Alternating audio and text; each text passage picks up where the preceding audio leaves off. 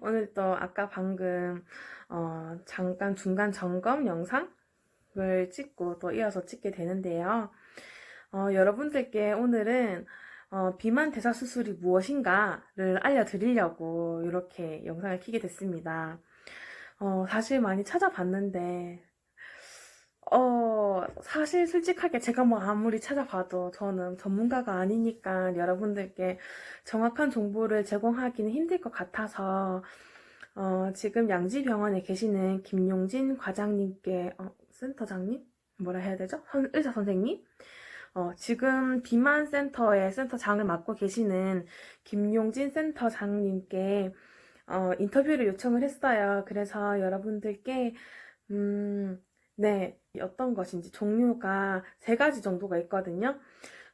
위밴드 수술, 루아이 위우회술, 그리고 위소매 절제술 이렇게 세 가지 정도가 있는데 요거 세 가지는 어떻게 다른지, 그리고 어떠한 사람이 이런 수술을 받아야 되는지, 그리고 또 몇 가지 궁금한 점 이런 것들을 여러분들께 소개해 드릴 수 있는 시간을 가지도록 할게요. 지금 시작합니다. 안녕하십니까 선생님. 네네네. 시간 내주셔서 너무 감사드립니다. 일단 제가 감사드리고 지금 서울 신림동에 위치한 H플러스 양지병원 외과에서 이제 비만 당뇨 수술을 이제 센터를 열어서 지금 운영하고 있고요. 제가 이 일을 한 지 한 11년 정도 됐고 이전 종합병원 규모에서 네네. 어찌 보면 대학병원보다 좀 더 컴팩트하게 저희 팀이 다 잘 꾸려져서 그다음에 술방 세팅이 잘 돼 있고 네네. 나머지 주변이 잘 되어 있어서 그런 이제 비만 당뇨 수술 센터를 운영하고 있습니다.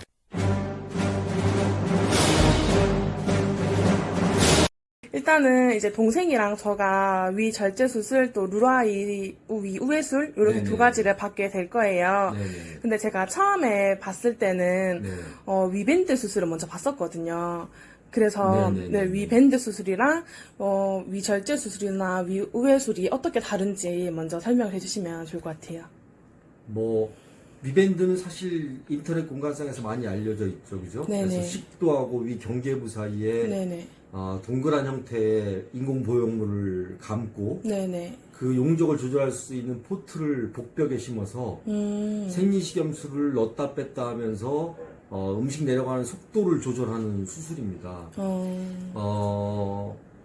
전체적으로 한 30년 정도의 역사가 있는 수술이고 2001년도에 미국 FDA 승인을 받으면서 전 세계적으로 한 30%까지 전체 수술에 흥행을 했다가 네네. 안타깝지만 장기적으로 체중 감량 결과가 그다지 만족스럽지 않고 네네. 또 이제 그 인공 보형물 자체로 인한 합병증 때문에 2008년 이후에 급격히 감소 추세에 있습니다. 그래서 지금 사실은 호주 일부 국가하고 네네. 그다음에 소장에 여러 질환을 앓고 있는 환자인데 비만도가 높은 경우 그런 네네. 특별한 경우를 제외하고 또 청소년 일부 고민해 볼 수 있고요. 그 경우를 제외하고는 지금 사실 거의 쓰임새가 없다고 이해를 하시면 되고, 뭐 일반적인 경우에서 위밴드 수술은 이제 비만 수술에서 좀 이제 멀어져 갔다고 생각을 하시면 됩니다. 그래서 그리고 이제 남은 게 두 가지 수술인데요. 네네. 그래서 뭐 흔히 말하는 이제 위절제술이라는 네네. 게 있고 이제 위우회술이라는 게 있습니다. 네네. 뭐 둘 다 이제 뭐 우회술은 역사가 거의 한 60년 가까이 된 거고 위절제술은 이제 한 15년 정도 된 역사를 가지고 있는데요. 그렇구나. 위절제술은 이제 위는 특성상 이렇게 아래쪽으로 이제 충분히 늘어나서 우리가 막 밥도 비벼 먹고 막 네네. 국도 먹고 할 수 있는 구조인데 늘어나지 못하게 해서 위를 이렇게 용적을 줄이는 수술이에요. 그래서 이제 우리가 이제 뭐 작은 긴 바나나 형태의 음식을 위를 만드는 거고 용적은 장기적으로 보면 초반에는 한 120cc 종이컵 하나 분량 그다가 이제 시간이 흘러가면 한 200에서 250cc까지 늘어납니다. 그래서 그 정도 용적에 그래서 이제 칼로리가 한 1200, 1500 사이를 유지할 수 있게끔 만들어준 수술이라고 얘기하고요. 제일 큰 장점은 뭐 음식이 제 길로 내려가죠. 네네. 원래 있던 길로 내려가서 특별하게 이제 우리 그 영양 흡수에 대한 부작용이 없고 특히 우리나라처럼 위암 발병이 높은 나라에서 정기적으로 위내시경이 가능하다고 하는 제일 큰 장점이 있습니다. 이제 우회술은 반대로 작은 위주머니를 만들어서 위를 아래 위로 분리를 한 다음에 네네. 아래에 있는 소장을 끌어다가 위에다 이어주면 음식물이 이만큼 닿지가 않아요. 그래서 음식이 바로 소장으로 쏟아 내려가면서 음식 섭취도 줄이고 일부 영양 흡수를 줄이는 그런 두 가지 기전을 만족하는 수술인데 네네. 제일 큰 장점은 요 12지장 부위에 음식물이 닿지 않음으로 인해서 당뇨 치료 효과가 뚜렷하다는 점. 그래서 당뇨뿐만 아니라 뭐 고지혈증, 고혈압 또는 뭐 수면 무호흡증, 단합 난소증후군 등, 그러니까 우리 몸에 어떤 인슐린의 위절제에 비해서 요요의 폭이 좀 적고, 네. 감량된 체중을 유지하기가 조금 더 쉽다라고 하는 장점이 있습니다. 하지만 그에 따른 이제 많은 단점들이 있죠. 어떠한 단점이 있나요? 그러니까 서로 두 개를 이어놨기 때문에 네네. 이 연결두개 약해요. 그래서 이제 특히 이제 담배를 핀다거나 하게 되면 저게 궤양이 잘 생기고 네네. 그게 뭐 출혈을 일으킬 수도 있고 뭐 심지어는 터질 수도 있기 때문에 담배 피는 환자한테는 적절하지 않은 수술이고요. 네네. 네, 소위 이제 덤핑이라고 그래서 네네. 음식물이 소장으로 빠르게 쏟아지면서 혈당이 떨어지는 현상이 생깁니다. 아, 혈당이 반대로 떨어지나요? 음식을 그렇죠. 섭취를 했는데? 그래서 이제 왜냐면 이제 음식이 소장으로 빨리 이제 흡수가 되면 혈중 농도가 이제 혈중에 그 혈당 농도가 올라가면 인슐린이 갑자기 과분비를 해요. 그래서 반대로 혈당이 오히려 뚝 떨어져서 환자들이 식사하고 나서 한 2-3시간 지나면 갑자기 식은땀이 나고 네네. 손발이 떨린다고 하거든요. 이제 소위 말하는 덤핑이 발생할 수 있다는 문제점. 그 다음에 이제 사실 그보다 더 실제 부담스러운 거는 이 12장이 주로 하는 일이 철분을 흡수하는 일인데 철분을 흡수 못하고 네. 특히나 이제 가임기 여자 환자분들은 네네. 이제 생리를 통해서 철분은 빠져나가고 네네. 여기서 이제 철분이 흡수가 안 되면 빈혈에 빠지게 돼요. 그게 제일 큰 문제고 또 하나 마지막으로 이제 여기에 내시경 진입이 안 되죠. 가끔 오해들을 하시는데 우회수라고 나서 위내시경을 못 하나요? 라는 표현보다 네네. 남은 이의 위내시경 검사할 수 없어요라고 맞습니다.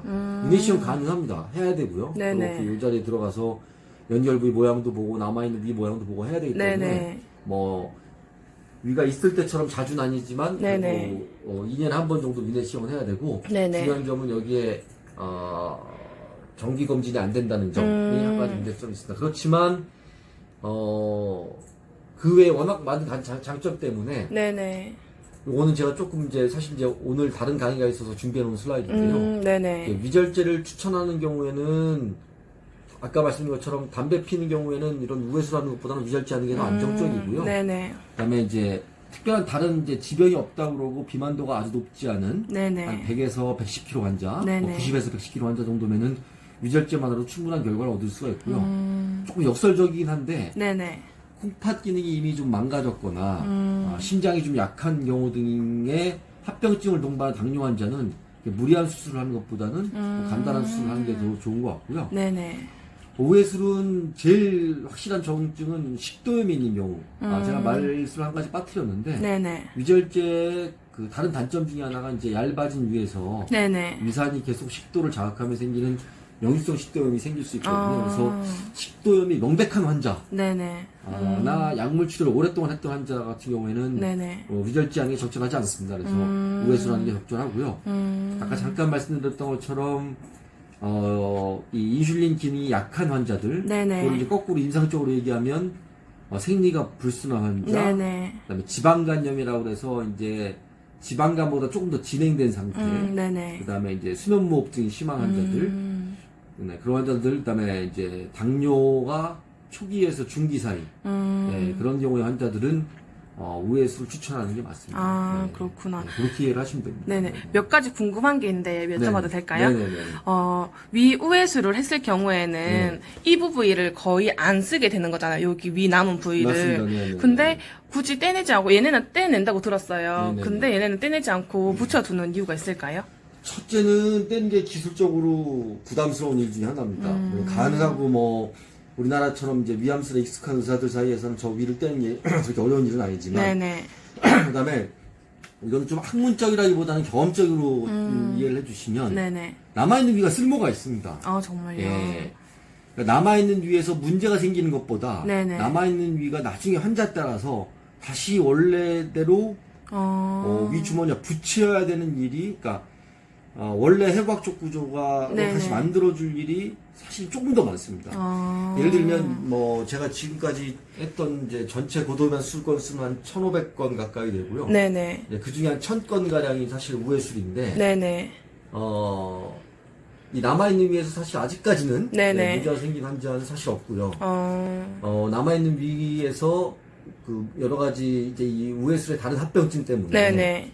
이 남아있는 위를 다시 원래 만들어 놓던 위주머니와 다시 붙이는 일은 사실 4명이 필요했습니다. 대표적인 게 이제 철분제를 써도 네네. 균열이 교정이 안 되는 환자도 있었고, 그다음에 이제 우회술 형태의 식이 적응이 어려워서 뭐 조시적으로 힘들어서 뭐 배에 가스 차는 문제 뭐 등등 여러 가지 일이 있기 때문에 남아있는 위는 이제 요약을 하자면 수술을 추가하는 거기 때문에 그만큼 네네. 이제 기술적인 부담, 합병증에 대한 부담이 분명히 생기는 거고요. 두 번째는 남아있는 위도 위산도 분비하고 소화효소도 분비합니다. 일부 기능은 남아있고요. 세 번째는 필요에 따라서 붙일 수도 있습니다. 원래대로. 그래서 저거를 굳이 막 띄어내는 게 그렇게 아주 바람직한 것만은 아니라는 생각을 가지고 있어요. 근데 여기에 대해서는 서양의 의학을 전문한 서양 환자를 주로 본 서양 의사들하고 네네. 한국이나 일본 의사들하고 좀 생각이 달라서 그러니까 이제 일반 분들께 설명드리기에 너무 이제 깊은 부분이라 네네네. 제가 가진 생각을 말씀드렸습니다. 네네네. 이렇게 잘라낸 위를 다시 붙일 수 있다는 거는 처음 이제 생각을 하게 되는. 그렇죠. 네. 그렇구나. 저도 초반에는 네네. 이제 비만수를 처음 시작할 때는 그런 생각을 전혀 네네. 못했었는데 하다 보니까 그런 환자도 생기고 생겨서 이제 문을 쳤다 보니까 생각보다 꽤 있더라고요. 꽤 있어서 이런 게 필요하구나라고 이제 저도 이제 인지하기 시작한 지가 한 2014년 정도. 저는 남아있는 위가 필요하다는 걸 인지한 지가 이제 불과 5년. 그렇구나. 그리고 또 한 가지 궁금했던 게, 저는 원래 처음에 이제 수술을 받겠다고 결심을 했을 때는 사실 위 소매 절제술을 생각을 했었거든요. 네네네. 왜냐하면 그 위 소매 절제술을 했을 때 절제되는 부위가 이제 식욕을 돋구는 부위를 제거해준다라고 들었어요. 예. 근데 만약에 이렇게 위 소매 절제술이 아니라 루아이 수술을 하게 되었을 때는 네네네네. 식욕이 그만큼 남아있기 때문에 뭔가. 뭐 다행히 네네. 이제 정확하게 말씀드리면 네네. 그 이름은 그렐린이라고 하는 호르몬이고 네네. 주로 여기에서 분비가 됩니다. 이렇게 위가 위쪽 상부 쪽 늘어나는 부위에서 주로 분비가 네네. 되기 때문에 거기를 떼어내니까 그렐린 농도가 떨어지면 네네. 뇌 신경에다가 나 배고파요라는 호르몬 그런 이제 시그널을 보내는 게 네. 주저들게 돼 있다고 돼 있는데 네네. 실제 두 수술을 해놓고 그 그렐린의 농도를 측정해 보면 네네. 두 수술 다 비슷하게 떨어집니다. 떨어지고 두 수술 다 다시 한 6개월, 9개월 사이에 네네. 원래 그 농도보다 한 80%까지, 100%까지 올라가진 않지만 회복을 하거든요. 근데 이제 환자분들이 오해를 하시는 게 네네. 식욕이 없었으면 좋겠다고 하시지만 네네. 식욕과 포만감은 살아가는데 굉장히 중요한 원동력입니다. 그래서 사실 시간이 지나면 식욕도 생겨야 되고 포만감도 느껴야 되고 하기 때문에 그게 꼭 없어야지 좋다. 물론 이제 처음에는 식욕이 없는 게 편하시죠. 예, 편하긴 하지만 시간이 흘러가면 사람이라고 하는 거는 삶의 질과 만족감이 필요한 거기 때문에 어느 정도의 식욕도 생겨야 되고 어느 정도 포만감도 느낄 수 있어야 하기 때문에 꼭 그거가 위절제를 선택하는데 중요한 포인트였다 그러면은 개인적으로 그건 아니라고 생각을 합니다. 그렐린 때문은 뭐 꼭 위절제를 택해야 되겠다 그건 아니라고 생각을 합니다. 네, 네. 감사합니다. 네. 와, 여러분들. 어떻게 조금 여러분들의 생각, 고민 그런 거에 도움이 되셨나요? 저는 많이 새로운 사실을 많이 알게 된 것 같아요. 루아이 우회수를 했을 때도 남은 위를 다시 사용할 수도 있다. 이런 부분들은 진짜 생각도 못 해본 부분이기도 하고요. 네, 신기하네요. 그래서 혹시나 또 저와 같이 비만 대사 수술을 고민하고 계시는 분들 있으시면 또 궁금한 거 있으시면 제가 대신 물어봐 드릴 테니까 주저 말고 밑에 댓글 많이 달아주세요, 여러분. 감사드립니다. 다음 시간에는 삭센다 개봉 후기가 있을 거예요. 삭센다에 대해서도 교수님께, 센터장님께, 이게 이름이 되게 헷갈리네요.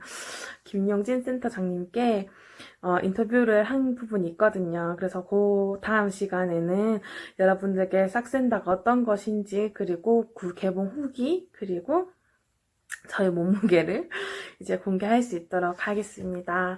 여러분 구독과 좋아요는 저에게 큰 힘이 됩니다. 감사합니다.